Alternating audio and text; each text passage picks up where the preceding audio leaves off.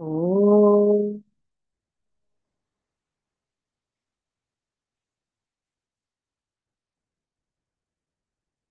ॐ श्री गणेशाय नमः। ॐ श्री सरस्वत्यै नमः। ॐ श्री गुरुभ्यो नमः। समस्तजनकल्याणी निरतं करुणामयं नमामि चिन्मयं देवं सद्गुरुं ब्रह्मविद्वरं सद्गुरुं ब्रह्मविद्वरम्। यो अन्तः प्रविश्य मम वाचमिमां प्रसुप्तां सञ्जीवयत्यखिलशक्तिधरस्वधाम्ना अन्यांश्च हस्तचरणश्रवणत्वगादीन् प्राणान्नमो भगवते पुरुषाय तुभ्यम्। प्राणान्नमो भगवते पुरुषाय तुभ्यम्। ॐ नमो भगवते वासुदेवाय। शुक्लाम्बरधरं विष्णुं शशिवर्णं चतुर्भुजं प्रसन्नवदनं ध्यायेत् सर्वविघ्नोपशान्तये। ईश्वरः परमः कृष्णः सच्चिदानन्दविग्रहः अनादिरादिर्गोविन्दः सर्वकारणकारणं कृष्णं नारायणं वन्दे कृष्णं वन्दे व्रजप्रियं कृष्णं द्वैपायनं वन्दे कृष्णं वन्दे पृथासुतम् सच्चिदानन्दरूपाय विश्वोत्पत्त्यादिहेतवे तापत्रयविनाशाय श्रीकृष्णाय वयं नुमः। रमापतिपदां भोज परिस्फुरति मानसं सेनापतिमहं वन्दे विश्वक्सेनं निरन्तरम् प्रह्लादनारद पराशर पुण्डरीक व्यासम्बरीश शुक शौनक भीष्मदाल्भ्यान् रुक्माङ्गदार्जुन वसिष्ठ विभीषणादीन् पुण्यानिमान् परमभागवतान् स्मरामि। ॐ नमो भगवते वासुदेवाय। जन्माद्यस्य यतोऽन्वयादितरतः चार्थेष्वभिज्ञस्वराट् तेने ब्रह्महृदाय आदिकवये मुह्यन्ति यत्सूरयः। तेजो वारिमृदां यथा विनिमयः यत्र त्रिसर्गो मृषा धाम्ना स्वेन सदा निरस्तकुहकं सत्यं परं धीमहि। धर्मः प्रोज्झितकैतवोऽत्र परमः निर्मत्सराणां सताम् वेद्यं वास्तवमत्र वस्तु शिवदं तापत्रयोन्मूलनम्। श्रीमद्भागवते महामुनिकृते किं वा परैरीश्वरः सद्यो हृद्यवरुध्यतेऽत्र कृतिभिः शुश्रूषुभिस्तत्क्षणात्। निगमकल्पतरोर्गलितं फलं शुकमुखादमृतद्रवसंयुतं पिबत भागवतं रसमालयम् मुहुरहो रसिका भुवि भावुकाः यं प्रव्रजन्तमनुपेतमपेतकृत्यं द्वैपायनो विरह कातर आजुहाव पुत्रेति तन्मयतया तरवोऽभिनेदुः तं सर्वभूतहृदयं मुनिमानतोऽस्मि। यस्वानुभावमखिलश्रुतिसारमेकम् अध्यात्मदीपमतितितीर्षतान्तमोऽन्धम् संसारिणां करुणयाः पुराणगुह्यम् तं व्याससूनुमुपयामि गुरुं मुनीनाम्। नारायणं नमस्कृत्य नरं चैव नरोत्तमं देवीं सरस्वतीं व्यासं ततो जयमुदीरयेत्। कृष्णाय वासुदेवाय देवकीनन्दनाय च नन्दगोपकुमाराय गोविन्दाय नमो नमः। नमः पङ्कजनाभाय नमः पङ्कजमालिने नमः पङ्कजनेत्राय नमस्ते पङ्कजाङ्घ्रये यस्य भगवताख्या सर्वेषां भक्तिदानृणां सेव करुणा सिन्धुः बोधितात्मा गुरुर्मम। तस्मै श्रीवासुदेवाय धरणीसुररूपिणे गुरुवायुपुरेशाय तुभ्यं श्रीगुरवे नमः। शङ्खचक्रगदा पद्मधारिणे गुरुरूपिणे गुरुवायुपुरेशाय वासुदेवाय ते नमः। संसारसागरे मग्नं दीनं मां करुणानिधे कर्मग्राहगृहीताङ्गं मामुद्धर भवार्णवात्। श्रीमद्भागवताख्योऽयं प्रत्यक्षः कृष्ण एव हि स्वीकृतोऽसि मया नाथ मुक्त्यर्थं भवसागरे।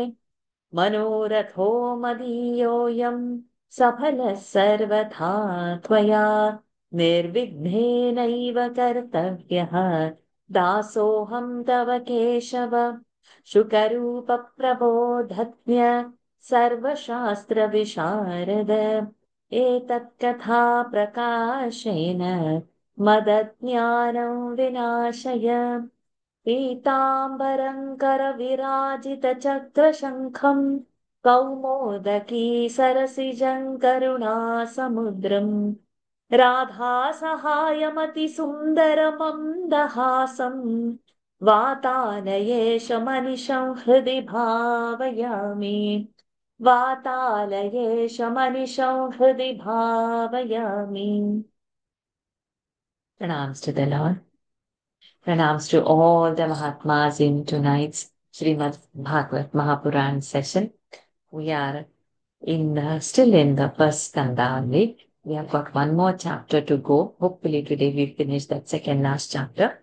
We are in the 18th chapter. We have seen the first 10 mantras last time and I had to chant it. So I'll just quickly chant and we'll go into the 11th verse. ॐ अथाष्टादशोऽध्यायः सूत उवाच यो वै द्रोण्यस्त्रविप्लुष्टः न मातुरुदरे मृतः अनिग्रहात् भगवतः कृष्णस्याद्भुतकर्मणः ब्रह्मकोपोत्थिताद्यस्तु तक्षकात् प्राणविप्लवात् न सम्मुमोहरुभयात् भगवत्यपि. Over there we have corrected it. Bhagavat, what we have said? Pitashaya. भगवत्यर्पिताशयः उत्सृज्य सर्वतः सङ्गं विज्ञाताजितसंस्थितिः वैयासकेर्जहौ शिष्यः गङ्गायां स्वकलेवरं नोत्तमश्लोकवार्तानां जुषतां तत्कथामृतं स्यात् सम्भ्रमोऽन्तकालेऽपि स्मरतां तत्पदाम्बुजम्। तावत् कलिर्न प्रभवेत् प्रविष्टोऽपीह सर्वतः यावदीशो महानुर्व्याम् आभिमन्यव एकराट् यस्मिन्न हनियर्ह्येव भगवानुत्ससर्जगाम्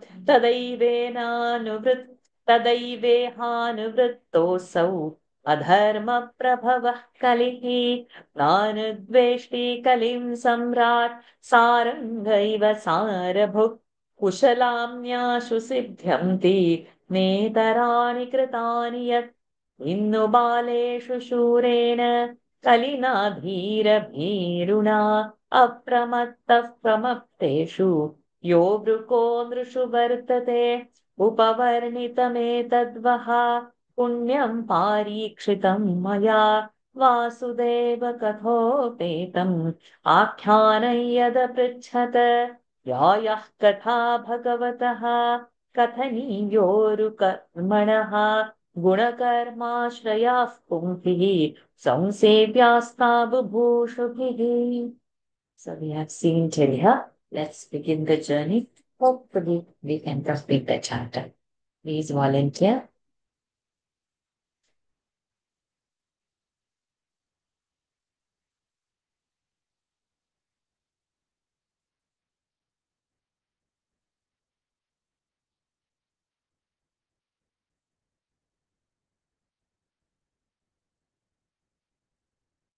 First week that we should watch.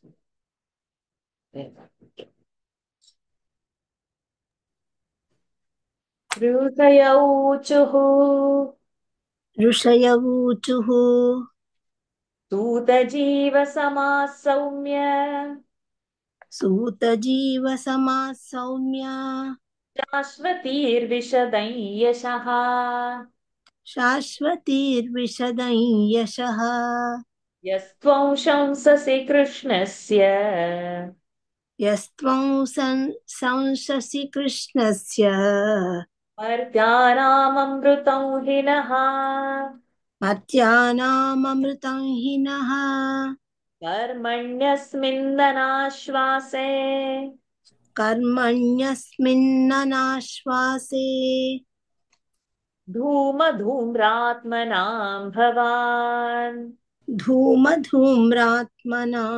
भवान् आपाययति गोविन्दपादपद्मासवं मधु आपाययति गोविन्दपाद पद्मासवं मधु कुलयामलवेनापि तुलयामलवेनापि न स्वर्गन्ना पुनर्भवम् न स्वर्गं न पुनर्भवम् भगवत्सङ्गिसङ्गस्य भवद भगवत् भगवत्सङ्गिसङ्गस्य भगवत् भगवत् भगवत्सङ्गिसङ्गस्य मर्त्यानां किमुताशिषः मर्त्यानां किमुताशिषः को नाम तृप्येद्रसवित्कथायाम् को नाम तृप्येद्र सवित्कथायाम् महत्तमैकान्तपरायणस्य महत्तमैकान्तपरायणस्य शान्तं गुणानामगुणस्य जग्मुः नान्तं गुणानामगुणस्य जग्मुः योगेश्वराये भवपाद्ममुख्याः योगेश्वराये भवपाद्ममुख्याः तन्नो भवान् वै भगवत्प्रधानः तन्नो भवान् वै भगवत्प्रधानः महत्तमैकान्तपरायणस्य महत्तमैकान्तपरायणस्य हरेरुदारं चरितं विशुद्धम् हरेरुदारं चरितं विशुद्धम् शुश्रूषतान्नो वितनोतु विद्वन् शुश्रूषतान्नो वितनोतु विद्वन् स वै महाभागवतः परीक्षित् स वै महाभागवतः परीक्षित् येनापवर्गाख्यमदभ्रबुद्धिः येनापवर्गाख्यमदभ्रबुद्धिः ज्ञानेन वैयासकिशब्दितेन ज्ञानेन वैयासकिशब्दितेन भेजे खगेन्द्रध्वजपादमूलम् भेजे खगेन्द्रध्वजपादमूलम् तन्नः परं पुण्यमसंवृतार्थम् तन्नः परं पुण्यमसंवृतार्थम् आख्यानमत्यद्भुतयोगनिष्ठम् आख्यानमत्यद्भुतयोगनिष्ठम् आख्याह्यनन्ताचरितोपपन्नम् आख्याह्यनन्ताचरितोपपन्नम् पारीक्षितं भागवताभिरामम् पारीक्षितं भागवताभिरामम् ऋषयवूचुः सूतजीवसमासौम्य शाश्वतीर्विशदै यशः यस्त्वं शंससि कृष्णस्य मर्त्यानाममृतं हि नः कर्मण्यस्मिन्ननाश्वासे धूमधूम्रात्मनां भवान् आपाययति गोविन्दपादपद्मासवं मधु Tune has gone wrong. I'm sorry. Apayati Govind Padapatmasavam Madhu.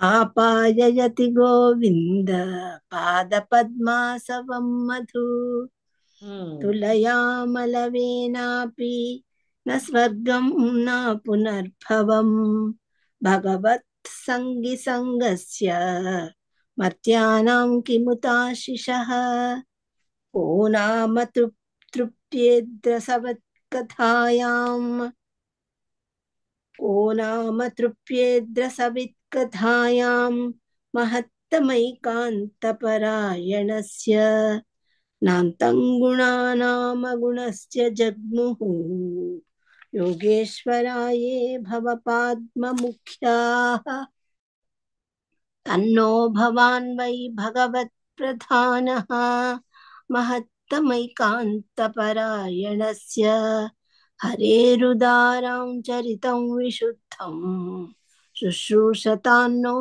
वितनोतु विद्वन् स वै महाभागवतः परीक्षित् येनापवर्गाख्यमदः प्रबुद्धिः ज्ञानेन वैसाखिशब्दितेन भेजे खगेन्द्रध्वजपादमूलम् तन्नः परं पुण्यमसंवृतार्थम् आख्यानमत्यद्भुतयोगनिष्ठम् आख्याह्यनन्ताचरितोपपन्नम् पारीक्षितं भागवताभिरामम्. Very good. The sages said, "Good, Suta, may you live for years without number. You who recount the untarnished glory of Lord Sri Krishna, which is like nectar to us mortals. To us, whose body has been soiled by the smoke arising from the sacrificial fires, even while we are engaged in this sacrificial performance, the fruit of which is uncertain, you give to drink to our heart's content the sweet and inebriating honey flowing from the lotus feet of Lord Govinda, Shri Krishna.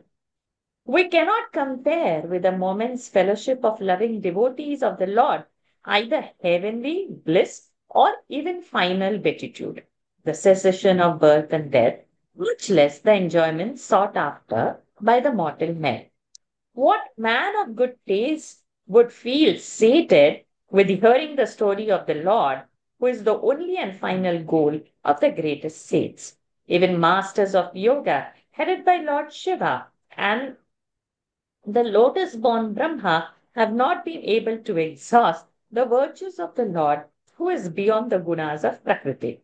Therefore, O learned Suta, to whom among us all God is the foremost concern of life, tell us at length the noble and holy doings of Sri Hari, Lord Sri Krishna, who is the only and final resort of the greatest souls, eager as we are to hear of them. That great devotee of the Lord, King Parikshit, of no mean understanding, attained to the feet of Lord Sri Krishna, whose banner bears the device of Garuda, the king of the birds, which are otherwise known by the name of final beatitude through wisdom taught by the sage Shukar in the form of a story. Pray, narrate to us that most sacred story embodying the wisdom imparted to Parikshit, the story of Srimad Bhagavata, which lays bare the truth in unambiguous terms and firmly establishes one in the extremely wonderful yoga of love, nay, which also contains an account of doings of the Lord and delights his devotees. ऋषय ऊचुः सूतजीवसमाः सौम्य शाश्वतिर्विशदं यशः यस्त्वं शंससि कृष्णस्य मर्त्यानाममृतं हिनः कर्मण्यस्मिन्नाश्वासे धूमधूम्रात्मनां भवान् आपययति गोविन्दपादपद्मासवं मधु तुलयामलवेनापि न स्वर्गन्ना पुनर्भवम् भगवत्सङ्गिसङ्गस्य मर्त्यानां किमुताशिषः को नाम तृप्येद्रसवित्कथाया महत्तमैकान्तपरायणस्य नान्तं गुणानाम गुणस्य जग्मुः योगेश्वराये भवपाद्ममुख्याः तन्नो भवान् वै भगवत्प्रधानः महत्तमैकान्तपरायणस्य हरेरुदारं चरितं विशुद्धं शुश्रूषतां नो वितनोतु विद्वन् स वै महाभागवतः परीक्षित् येनापवर्गाख्यमदभ्रबुद्धिः ज्ञानेन वैयासखिशब्दितेन भेजे खगेन्द्रध्वजपादमूलम् तन्नः परं पुण्यमसंवृतार्थम् आख्यानमत्यद्भुतयोगनिष्ठम् आख्याह्यनन्ताचरितोपपन्नम् पारीक्षितं भागवताभिरामम्. What we'll do, there are 50 verses and there are, oh, now Lataji's hand is raised. So I thought we are doing 10 each. Okay, then we will divide the other, we'll divide, we'll divide up today. Okay, thank you, Rukmi.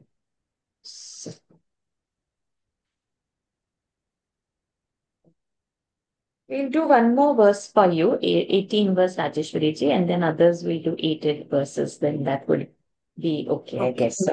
Sutta Okay. uvacha सूत उवाच अहो वयं जन्मभृतोऽद्यः स्म अहो वयं जन्मभृतोऽद्यः स्म वृद्धानुवृत्त्यापि विलोमजाताः वृद्धानुवृत्त्यापि विलोमजाताः दौष्कुल्यमाधिं विधुनोति शीघ्रम् दौष्कुल्यमाधिं विधिनोति शीघ्रम् महत्तमानामभिधानयोगः महत्तमानामभिधानयोगः. Shall I repeat? Yes. सूत उवाच अहो वयं जन्मभृतोऽध्यः स्म वृद्धानुवृत्त्यापि विलोमजाताः दौष्कुल्यमाधिं विध्नोति शीघ्रम् महत्तमानामभिधानयोगः. Thank you, Rajeshwari ji. Vidya ji, for next 8 verses, we'll have you till 26 you will chant. कुतः पुनर्गृणतो नाम तस्य कुतः पुनर्गृणतो नाम तस्य महत्तमैकान्तपरायणस्य महत्तमैकान्तपरायणस्य योऽनन्तशक्तिर्भगवानन्तः योऽनन्तशक्तिर्भगवानन्तः महद्गुणत्वाद्यमनन्तमाहुः महद्गुणत्वाद् यमनन्तमाहुः एतावतालन्ननुसूचितेन एतावतालननु सूचितेन गुणैरसाम्यानतिशायनस्य गुणैरसाम्यान गुणैरसाम्या साम्ना गुणैरसाम्यानतिशायनस्य हित्वेतरान् प्रार्थयतो विभूतेः हेत्वेतरान् प्रार्थयतो विभूतिः. Just give me a minute. यस्याङ्घ्रिरेणुं जुषतेन भीप्सोः यस्याङ्घ्रिरेणं जुषतेन Renu, not भीप्यो. रेणम, रेणुम, उकार. Can you repeat that again, please? यस्याङ्घ्रिरेणुं जुषतेन भीप्सोः यस्याङ्घ्रिरेणुं जुषतेन भीप्सोः भीप्सोः अथापि यत्पादनखावसृष्टम् अथापि यत्पादनखावसृष्टम् जगद्विरिञ्चोपहृतार्हणाम्भः जगद्विरिञ्चोपहृतार्हणाम्भः तेषं पुनात्यन्ततमो मुकुन्दात् तेषं पुनात्यन् यप्तमो मुकुन्दात् को नाम लोके भगवत्पदार्थः को नाम लोके भगवत्पदार्थः यत्रानुरक्ता सहसैव धीराः यत्रानुरक्ता सहसैव धीरा धीराः से न विसर्गा धीराः व्यपोह्य देहादिषु सङ्गमूढम्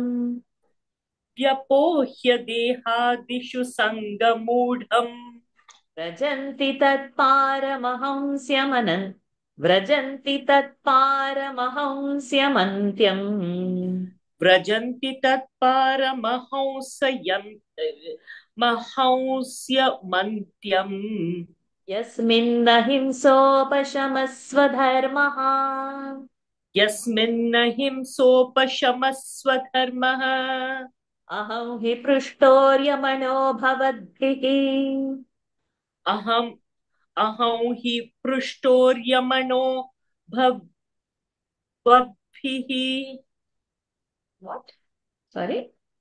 अहं हि पृष्टोर्यमणो भवद्भिः आचक्ष आत्मावगमोऽत्र यावन् आचक्ष आत्मा वगमोऽत्र यावान् नभः पतन्त्यात्मसमं पतत्रिणः नभः पतन्त्यात्मसमं पतित्रः पतत्रिणः नभः पतन्त्यात्मसमं पतत्रिणः तथा समं विष्णुगतिं विपश्चितः तथा समं विष्णुगतिं विपश्चितः एकदा धनुरुद्यम्य एकदा धनुरुद्यम्यः No, I didn't say visarga.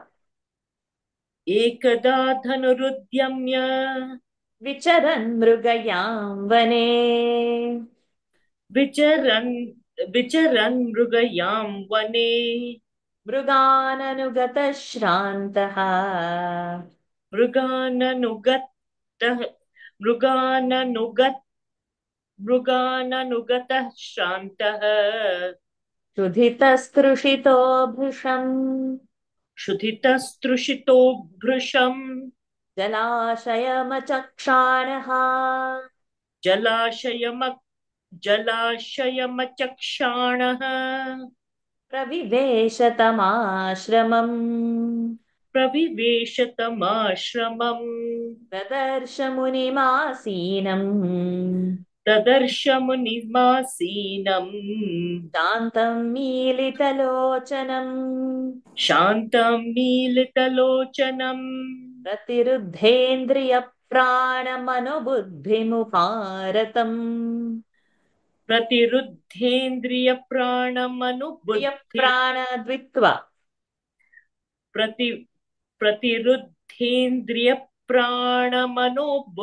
प्रतिरुद्धेन्द्रियप्राणमनोबुद्धिमुपारतम् स्थानत्रयात् परं प्राप्तम् स्थानत्रयात् परं प्राप्तम् ब्रह्मभूतमविक्रियम् ब्रह्मभू ब्रह्म ब्रह्मभूतमविक्रियम् Till here. 6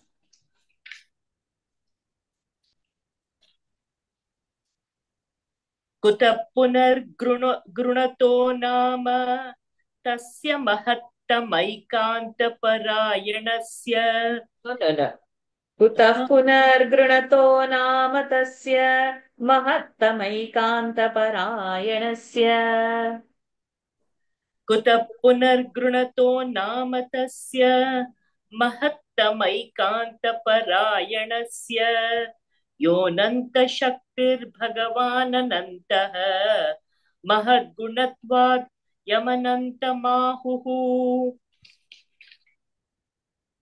एतावतालननु सूचितेन गुणैरसाम्यानतिशायनस्य हित्वेतरान् प्रार्थयतो विभूतिः यस्याङ्घ्रिरेणुं जुषतेन भीप्सोः भीप्सोः अथापि यत्पादनखावसृष्टम् जगद्विरिञ्चोपहृतार्हणाम्भः शेषं पुनात्यन्यतमो मुकुन्दात् शेषं कोन पुनात्यन्यतमो शेषं पुनात् शेषं पुनात्यन्यतमो मुकुन्दात् को नाम लोके भगवत्पदार्थः यत्रानुरक्ता सहसैव धीराः व्यपोह्य देहादिषु सङ्गमूढम् व्रजन्ति तत्पारमहंस्य मन्त्यं मन्त्यं यस्मिन्न हिंसोपशमः स्वधर्मः तमस्वधर्मः विसर्गा सकार यस्मन्नि हिंसोपशमः यस्मिन् not स्वधर्मः यस्मन् यस्मिन् यस्मिन्न हिंसोपशमः स्वधर्मः अहं हि पृष्टोर्यमणो भवद्भिः आचक्ष आत्मावगमोऽत्र यावान् नभः पतन्त्यात्मसमं पतत्रिः पतत्रिः तद्भिः पतत्रिः न स्था समं विष्णुगतिं विपश्चितः एकदा धनुरुद्यम्य what are you saying? Nabha patatyaatma samam patatrinah तथा नभः समम पतत्यन् नभः पतत्यान्तमसमं पतत्रिणः what no no तत् no नभः नभः पतन्त्यात्मसमं पतत्रिणः नभः पतन्त्यात्मसमं पतत्रिणः तथा समं विष्णुगतिं विपश्चितः एकदा धनुरुद्यम्य विचरन् विचरन् मृगयां वने मृगाननु मृगाननु मृगाननुगतः श्रान्तः क्षुधितस्तृषितो भृशम् चक्षाणः प्रविवेशतमाश्रमम् ददर्श मुनिमासीनं शान्तं मिलितलोचनम् मीलित दीर्घ शान्तं मीलितलोचनम् प्रतिरुद्धेन्द्रियप्राणः no मनोबुद्धि why like this why pranaha and Oh, all you sorry. are not concentrating at all today some a total mess what is wrong where is the mind प्रतिरुद्धेन्द्रियप्राणमनोबुद्धिमुपारतम् स्थानत्रयात् परं प्राप्तं ब्रह्मभूतमविक्रियम् hmm. Sorry. Oof.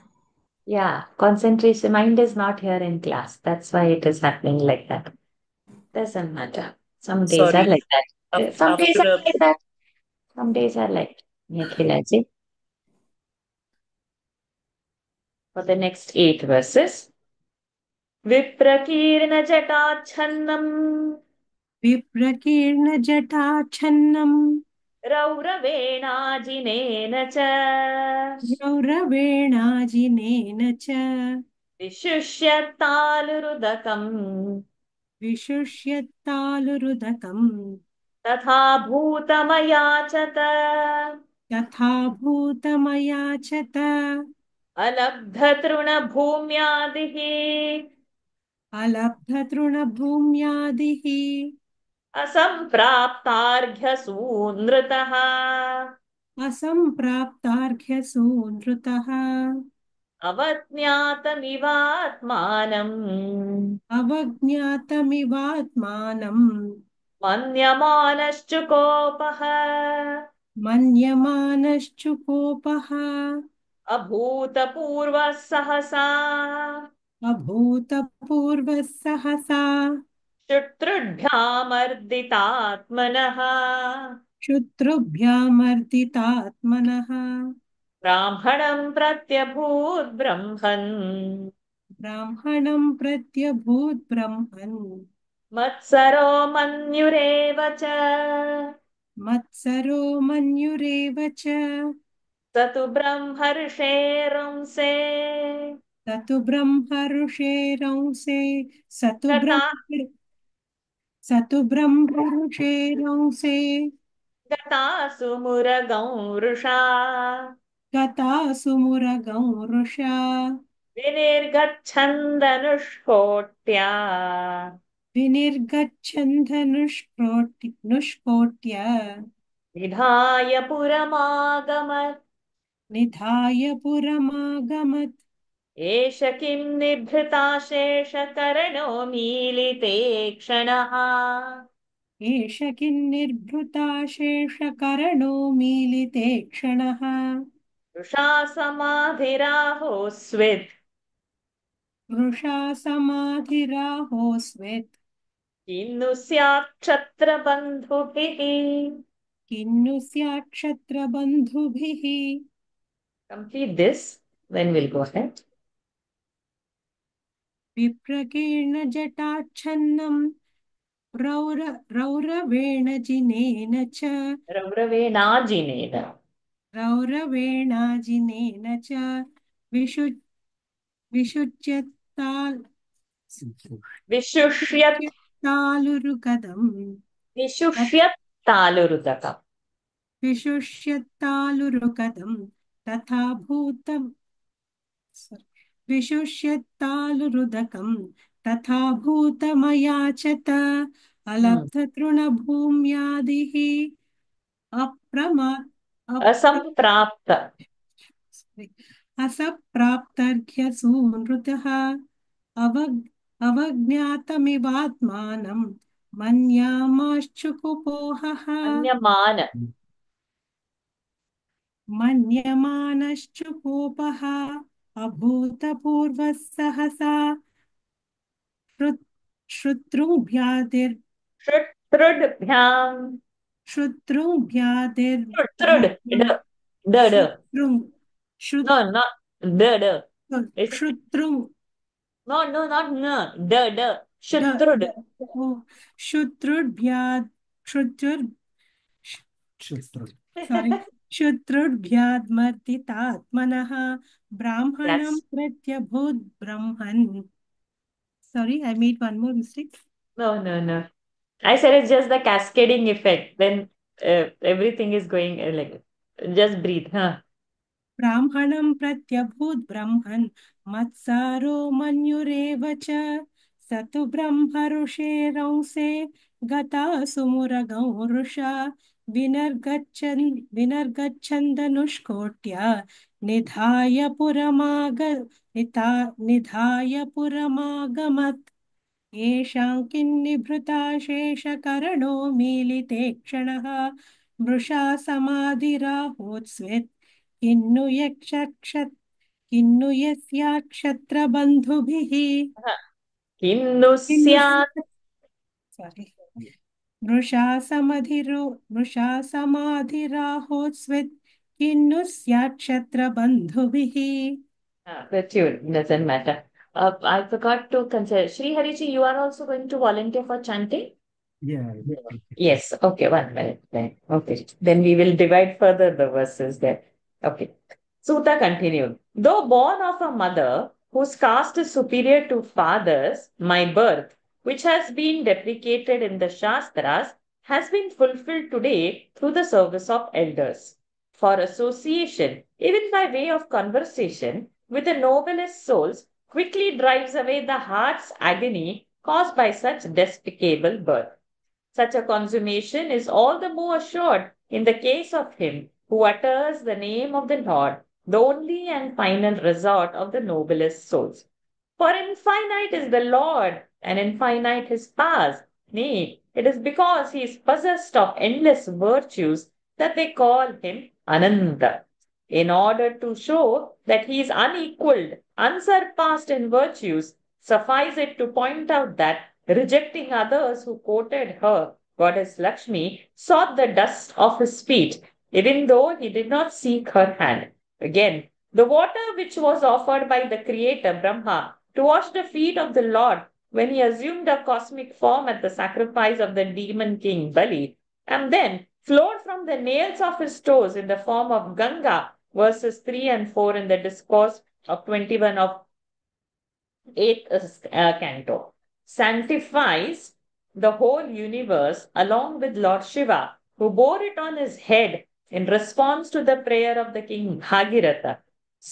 Under such circumstance, who else than Lord Shri Krishna, the bestower of liberation, could deserve the epithet Bhagavan in this world? The wise that have developed love for him shake off in no time their deep rooted attachment to their body, etc., and enter the last stage of Paramahamsa, in which the practice of non violence and control of senses become one's sacred duties. O sages, that shine like the sun, what you have asked me in this assembly, I shall tell you according to my own lights. Winged creatures soar in the heavens according to their own capacity. So do the learned recount the pastimes of all pervading Lord Vishnu according to their own understanding. Taking up his bow, King Parikshit was hunting in the forest on a certain day. Running after the game, he got fatigued and felt extremely hungry and thirsty. Finding no reservoir of water near at hand, he entered the well known hermitage of Sage Shamika and saw there a hermit who sat still with his eyes closed. Having held his senses and breath, mind and intellect in perfect control, he had withdrawn himself from the world. And having reached that immutable state which lies beyond the three states of consciousness, waking dream and dreamless sleep, he had become one with Brahma. His body was covered with unloosed matted hair and the skin of a black deer. Finding him in this state, Parikshit asked him for water to drink, his tongue being parched with thirst. Not being offered a mat of straw or bare ground to sit on, and denied water to wash his hand and feet, or even kind words, the king thought himself as treated with disrespect and grew indignant accordingly. His mind being oppressed with hunger and thirst, there arose in him all of a sudden a feeling of enmity and anger against the sage, which, O Shaunaka, he had never entertained before against a Brahmana. While departing, he indignantly threw with the end of his bow a dead serpent across the shoulder of the Brahmana sage and returned to his capital. He offered his indignity to the sage because he wanted to make sure whether he had closed his eyes in as much as he had really withdrawn all his senses from their objects, or he simply feigned deep meditation because he thought he had nothing to do with the wretched Kshatriyas. विप्रकीर्णजटाच्छन्नं रौरवेणाजिनेन च विशुष्यत्तालुरुदकं तथा भूतमयाचत अलब्धतृणभूम्यादिः असम्प्राप्तार्घ्यसूनृतः अवज्ञातमिवात्मानं मन्यमानश्चुकोपः अभूतपूर्वः सहसा क्षुत्रुभ्यामर्दितात्मनः ब्राह्मणं प्रत्यभूत् ब्रह्मम् मत्सरो मन्युरेव च स तु ब्रह्मऋषेरंसे गतासु मुरगौरुषा विनिर्गच्छन् धनुष्कोट्या निधाय पुरमागमत् एष किन्निभृताशेषकर्णो मीलिते क्षणः वृषा समाधिराहोस्वेत् किन्नु स्यात् क्षत्रबन्धुभिः. So now Sri Hari Ji would read. So we will just cut down some more verses so that we can fit it in. Tasya putroti tejasvi तस्य पुत्रोऽति तेजस्वी viharan balakorbhakaihi विहरन् बालकोर्भकैः राज्ञाघं प्रापितं तातं राज्ञाघं प्रापितं तातम् श्रुत्वा तत्रेदमब्रवीत् श्रुत्वा तत्रेदमब्रवीत् हो अधर्मः पादानाम् अहो अधर्मः पालानां पीव्नां बलिभुजामिव पीव्नां बलिभुजामिव पिन्वां पिन्वां बलिभुजामिव पीन्वां बलिभुजामिव सामिन्यघञ्यदासानां स्वामिन्यघञ्यदासानां द्वारपानांशुनामिव द्वारपानांशुनामिव ब्राह्मणैः क्षत्रबन्धुर्हि ब्राह्मणैः क्षत्रबन्धुर्हि द्वारपालो निरूपितः द्वारपालो निरूपितः स कथं तद्गृहे द्वास्थः स कथं तद्गृहे द्वास्थः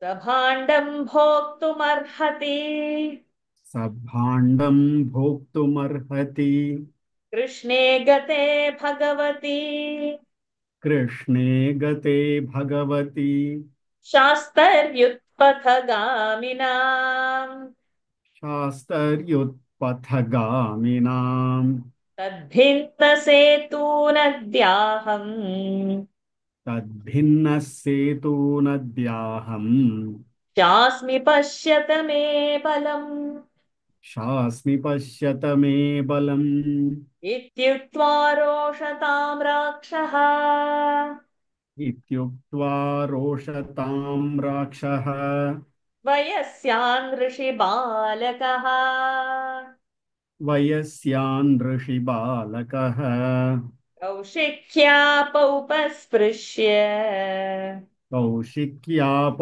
उपस्पृश्च वाग्वज्रं विससर्जः वाग्वज्रं विससर्जः इति लङ्घितमर्यादम् इति लङ्घितमर्यादम् तक्षकः सप्तमे हनि तक्षकः सप्तमे हनि दंशति स्म कुलाङ्गारम् दंश्यति स्म कुलाङ्गारम् चोदितो मे तत्तद्रुहम् चोदितो मे तदद्रुहम् So much. तस्य पुत्रोऽति तेजस्वी विहरन् बालकोर्भकैः राज्ञाघं प्रापतिं तातम् श्रुत्वा तत्रेदमब्रवीत् अहो अहो अधर्मः पालानां पीन्वां बलिभुजामिव स्वामिन् स्वामिन्यघय्यदासानां द्वारपानांशुनामिव ब्राह्मणैः क्षत्रबन्धुर्हि द्वारपालो निरूपितः स कथं तद्गृहे द्वास्थः स भाण्डं भोक्तुमर्हति कृष्णे गते भगवति शास्त्रर्युत्पथगामिनां तद्भिन्नः सेतूनद्याहम् शास्मि पश्यत मे बलम् इत्युक्त्वा रोषतां राक्षाः वयस्यान् ताम्राक्षः न क्षाः क्षः इत्युक्त्वा रोषतां राक्षः वयस्यान् ऋषिबालकः कौशिक्याप उपस्पृश्य वाग्व्रजं विससर्जः not व्रजं वज्रम् कौशिक कौशिक्याप उपस्पृश्य वाग्व्र वाग्व्र वाग्वज्रं विससर्जः इति लङ्घितमर्यादम् तक्षकः सप्तमे हनि दंश्यति स्म कुलाङ्गारम् चोदितो मे तदद्रुहम् Thank you, Srimadhi Mathivaji. The sage's son, who was possessed of abundant spiritual glow, though a mere boy, happened to be playing at that time with other Brahmana boys. Having heard of the indignity to which his father had been subjected by the king, he made the following observations on the spot. Oh, the unrighteousness of the ruling class, who have grown fat like crows, like dogs that guard one's door. These servants of Brahmanas dare to insult their very masters. The Brahmanas have appointed the Kshatriyas as their doorkeeper.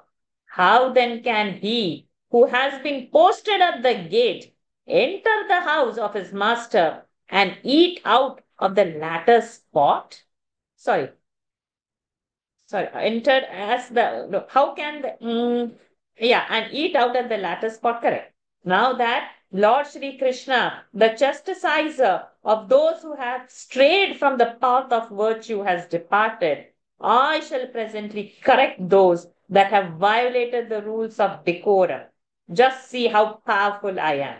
Having thus spoken to his playmates, the young sage sipped water from the Kaushiki, and his eyes turning crimson with anger, he hurled a thunderbolt in the form of the following curse. Impelled by me, Takshaka, a chief of serpents, shall on the seventh day hence bite that bane of his race who was so openly transgressed the bounds of the propriety by his hostile behavior towards my father. So powerful words.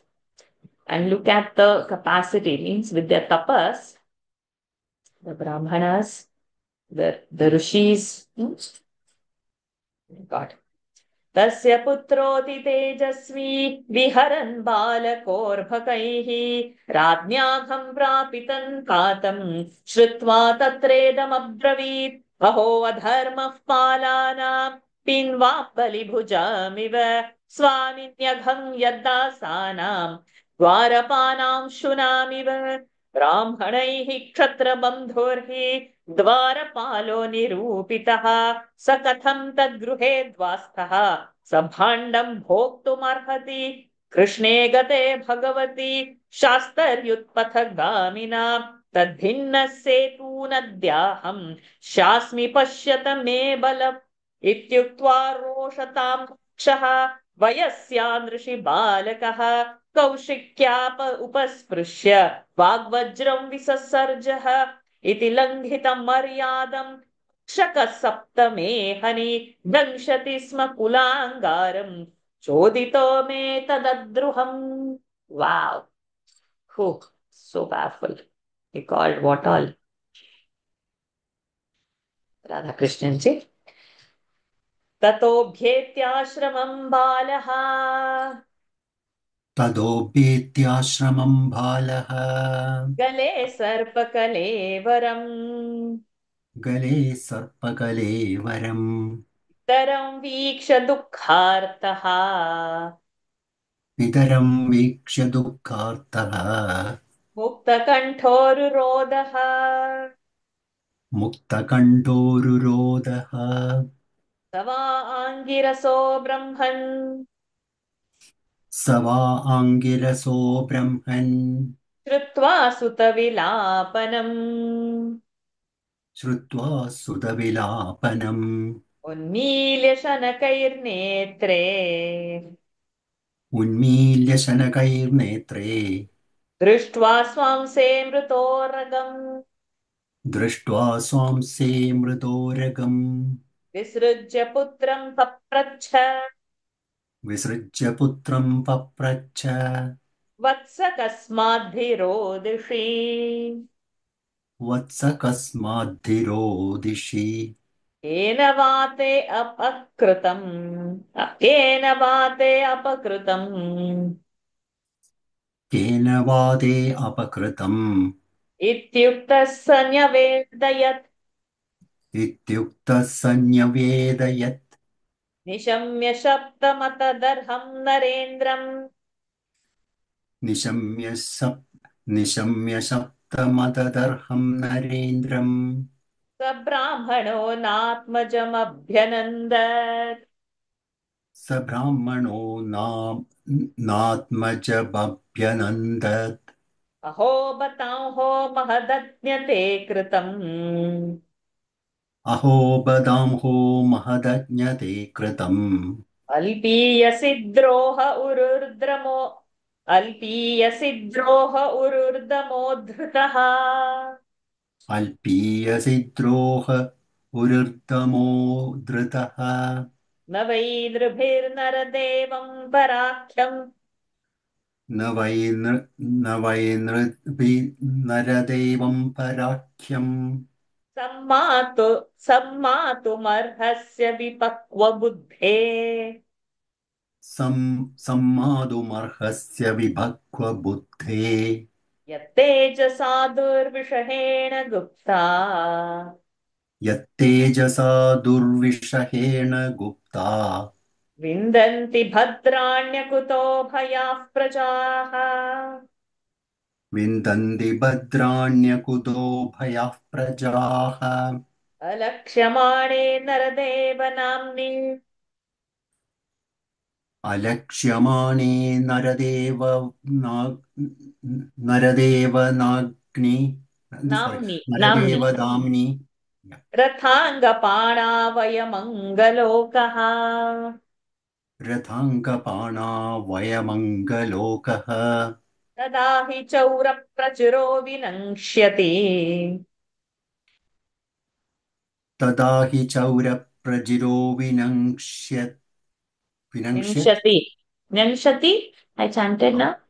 Okay तदा हि चौरप्रजिरो विनङ्क्ष्यति अरक्ष्यमाणो विवरूथवत्क्षणात् अरक्ष्यमाणो विवरूतवत्क्षणात्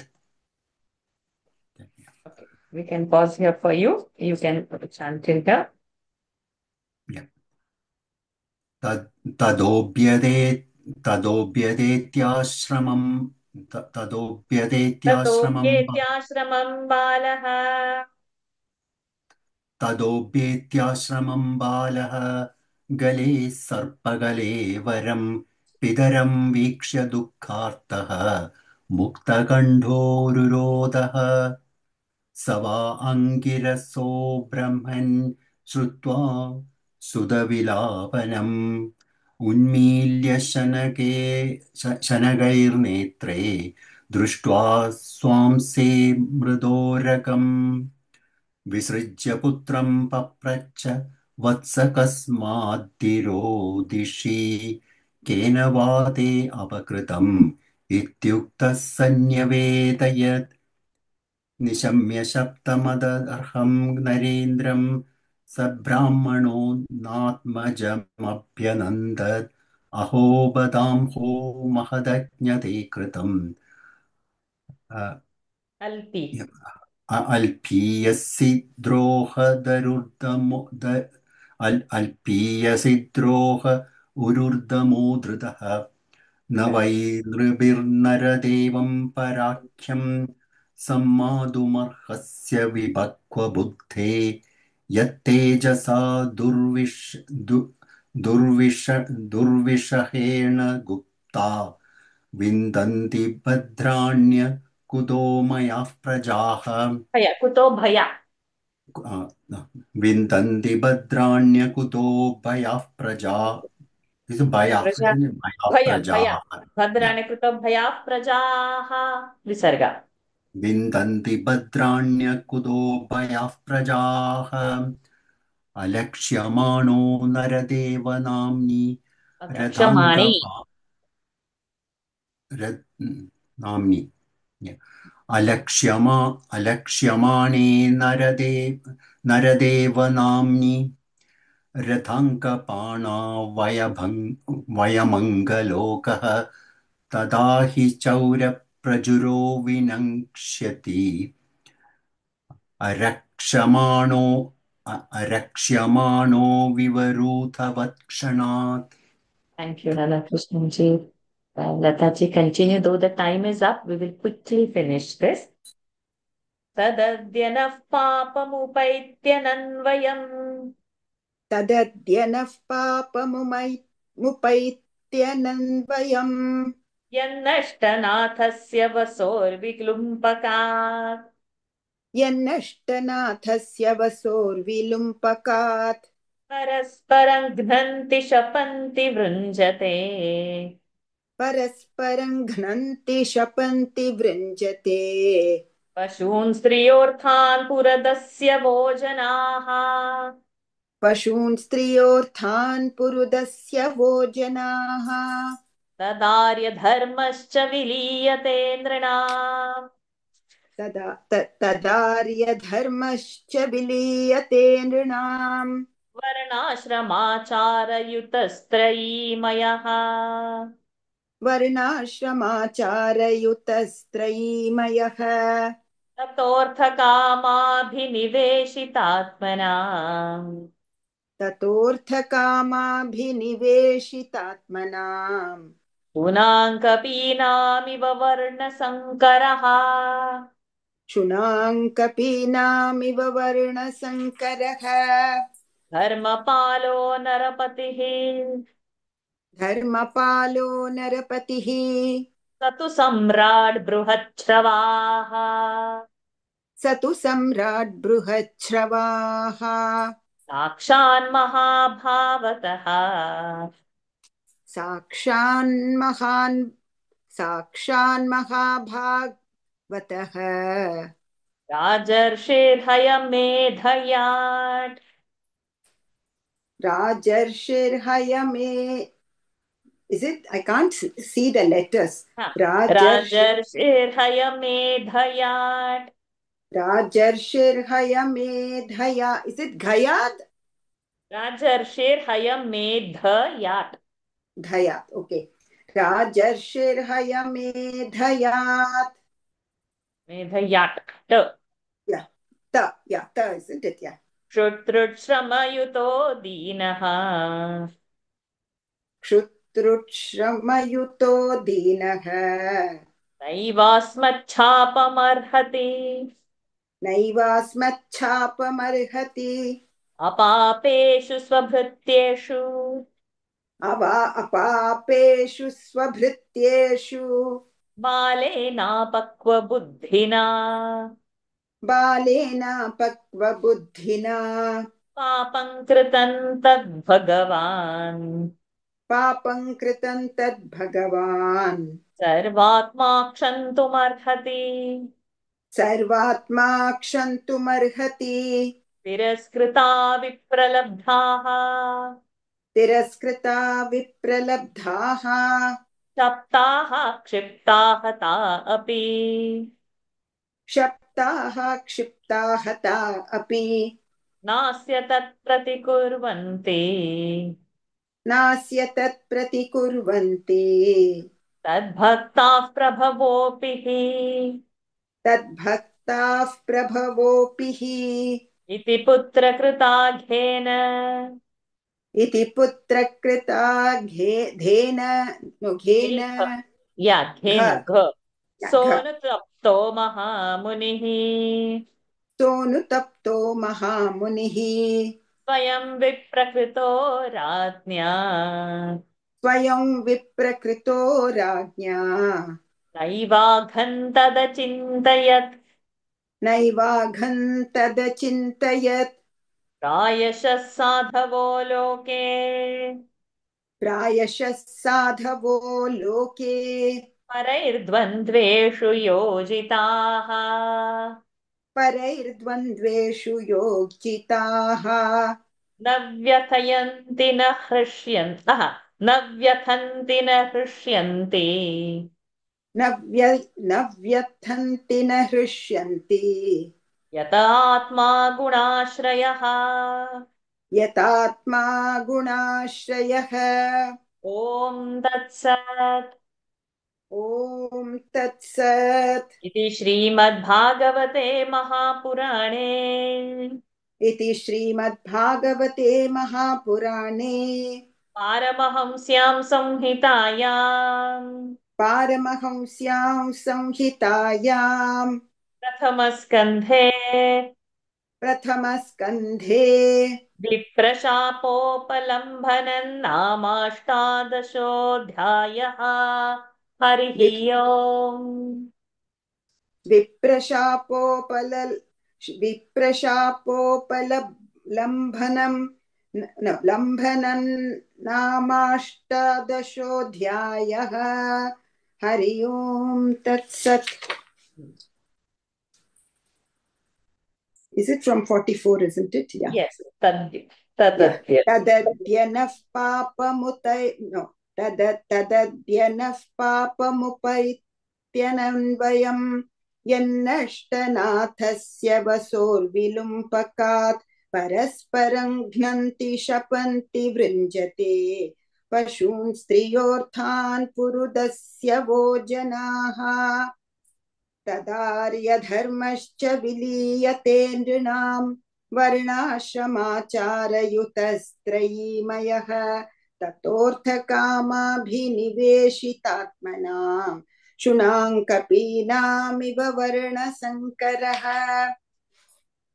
धर्मपालो नरपितः स तु सम्राट् बहुच्छ्रवा Narapita, no, Narapati. Yeah. धर्मपालो नरपतिः स तु सम्राट् बृहच्छ्रवाः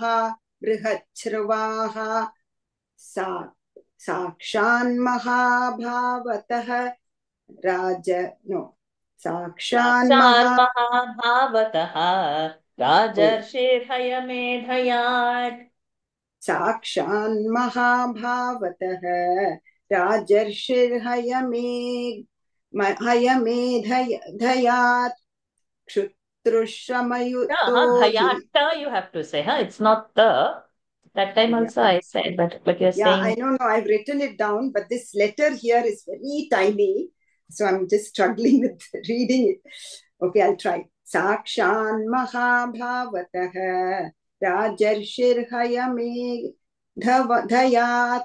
No, Rajarshir Yamad. No, Rajarshir Hayame Dhayat. Kshutrud Shamayuto Dinaha Naivasmachapamarhati. No, I think the tune went wrong, isn't it?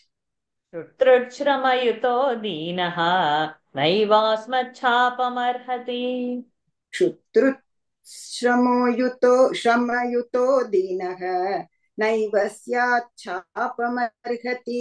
Naivasyat, no, Apapeshu naivasmachapam. नैवास्मच्छापमर्हति अपापेषु स्वभृत्येषु बालेनापक्वबुद्धिना पापं कृतं तद्भगवान् सर्वात्मा क्षन्तुमर्हति तिरस्कृता विप्रलब्धाः शप्ताः क्षिप्ताः हता अपि नास्य तत्प्रतिकुर्वन्ति तद्भक्ताः प्रभवोऽपि हि इति पुत्रकृताघेन सोऽनुतप्तो महामुनिः स्वयं विप्रकृतो राज्ञा नैवाघन्तदचिन्तयत् प्रायशः साधवो लोके परैर्द्वन्द्वेषु योजिताः न व्यथन्ति न हृष्यन्ति न व्यथन्ति न हृष्यन्ति यत आत्मा गुणाश्रयः ॐ तत्सत् इति श्रीमद्भागवते महापुराणे प्रथमस्कन्धे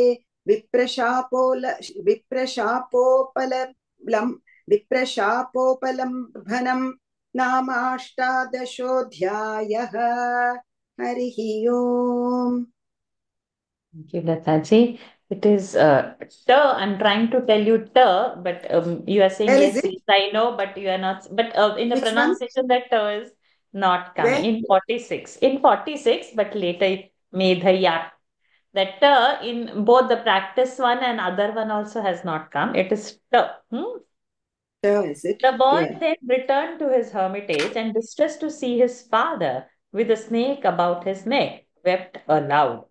On hearing the laments of his son, O Shaunaka, the sage Shamika, the scion of Angira, gradually opened his eyes and throwing off the dead serpent, which he saw lying across his shoulder, inquired, Child, wherefore do you weep? Who has wronged you? Thus asked, the boy told him all that had happened. The Brahmana, Shamika, did not applaud his son when he heard of the execration uttered against the king, who did not deserve it, but said, Alas, foolish child, you have committed a great sin in that you have visited his trivial offense with such a heavy punishment. It does not behove you to judge a king who bears the name of Vishnu by the standard of ordinary men, O child of unripe wisdom, protected by his formidable strength. The people are rid of all fear and secure blessings of all sorts. When Lord Vishnu, who wields a discus in one of his hands, peering under the name of king, is screened from our view, dear child, thieves will crop forth in large numbers, and the world, which will be unprotected then, will perish like a flock of sheep in a moment. When the ruler is dead, thieves will rob the people of their property, and the evil that befalls them in this way will now fall on our head, since we shall be held responsible for the ruler's death, the cause of all this anarchy and lawlessness. Even though we have no direct connection with it, nay, people will take to robbery in large numbers. They belabor and abuse one another and snatch one another's cattle, women folk, and wealth. In such conditions, the noble religion of the people, which derives its authority from the Vedas and is characterized by a course of conduct laid down for the different grades of society and stages of life, Varnashrama, disappears. Thence follows a confusion of castes among men whose hearts are given up to wealth and sense gratification, as among dogs and monkeys. Emperor Parikshit, moreover, is a monarch of wide renown and a defender of righteousness. Nay, he is a great devotee of the Lord and a royal sage who has performed a number of horse sacrifices. Again, he was overcome with hunger, thirst, and fatigue, and absolutely helpless. Hence, he did not deserve our curse. May the Almighty Lord, who is the soul of the universe, forgive the wrong perpetrated by this child of immature understanding against his innocent servant. Even when reapproached, deceived, abused, even when reproached, deceived, abused, disregarded, or struck by others, devotees of the Lord never return the wrong done by the wrongdoer, though capable of doing so. Thus grieved at the wrong done by his son, the great sage Shamika did not even think of the offense committed by the king who had treated him with disrespect. Generally speaking, holy men in this world neither grieve nor rejoice when they are subjected to contrary experiences by others, for the soul is ever beyond the three gunas.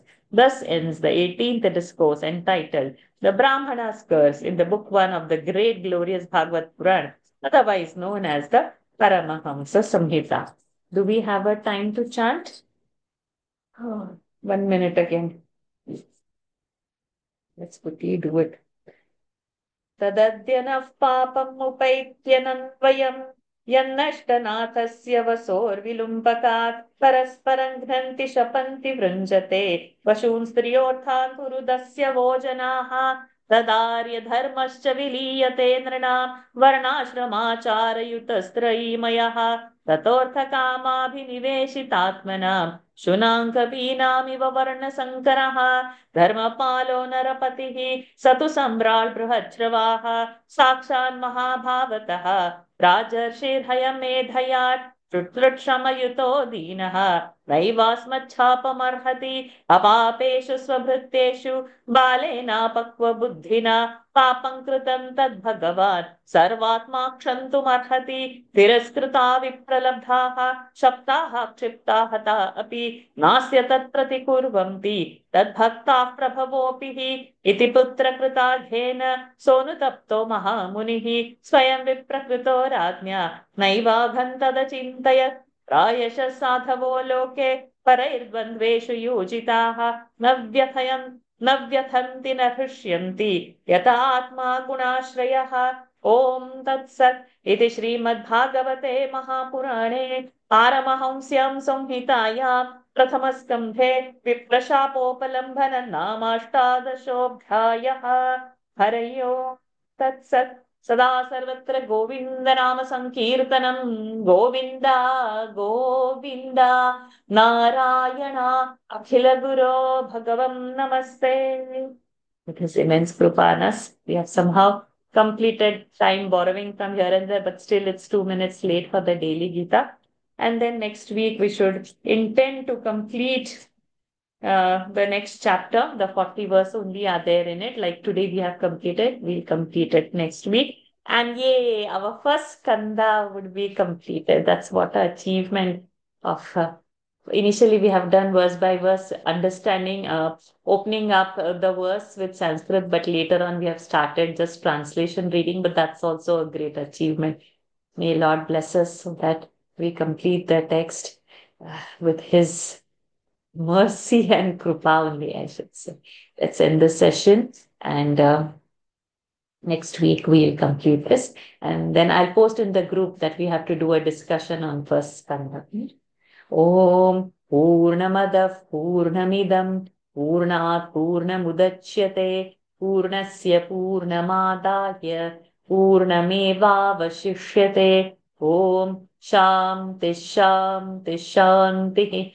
Harihi Om Shri Gurubhyo Namaha. Harihi Om Shri Krishnarpanamastu. Hari Om everyone. Thank you for joining.